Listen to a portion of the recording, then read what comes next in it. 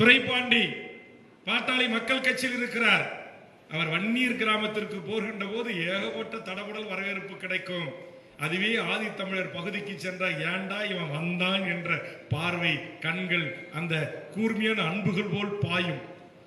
இந்த பகமை, இந்த பாகுபாடு அடித்து நொறுக்கப்பட வேண்டும்.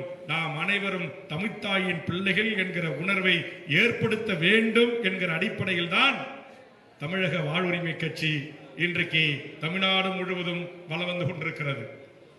இன்னைக்கு நாம் தமிழர் என்கிற அரசியல் கட்சியிலிருந்து என்னுடைய அருமை நட்புக்குரிய சீமான் அவர்களுடைய அடுத்த தளபதியாக இருந்த வெற்றிக்குமரன் விரும்பியிருந்தால் இன்றைக்கு தமிழ்நாட்டில் அவர் சார்ந்திருக்கிற சமூகங்கள் தலைவர்கள் எண்ணற்றவர்கள் இருக்கிறார்கள்.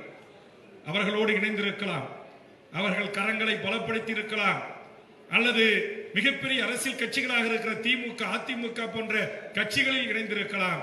அண்ணன் தனசேகரன் போன்றவர்களுக்கும் அதற்கான வாய்ப்புகள், அப்படி பல அழைப்புகள் வருபெற்ற போதும் கூட ஒரு வளர்ந்து வருகின்ற தமிழக வாழ்வுரிமை கட்சி, அதுவும் வடதமிழ்நாட்டில், அதுவும் பாட்டாளி மக்கள் கட்சியிலிருந்து வெளியேறிய வேல்முருகனை நாங்கள் தலைவராக ஏற்கிறோம் என்பதை காட்டிலும் வேல்முருகனை என் ரத்தவனாக ஏற்கிறேன், என் அண்ணனாக ஏற்கிறேன் என்கிற ஏற்பு இசைவு வெற்றியினுடைய மனதிலும் அண்ணன் தனசேகரன் மனதிலும் தங்கை இலக்கியா மனதிலும் ஏற்பட்டிருக்கிற இந்த மனமாற்றம் தான் என் அரசியல் பொது வாழ்வில் எனக்கு கிடைத்த அங்கீகாரமாக பார்க்கிறேன்.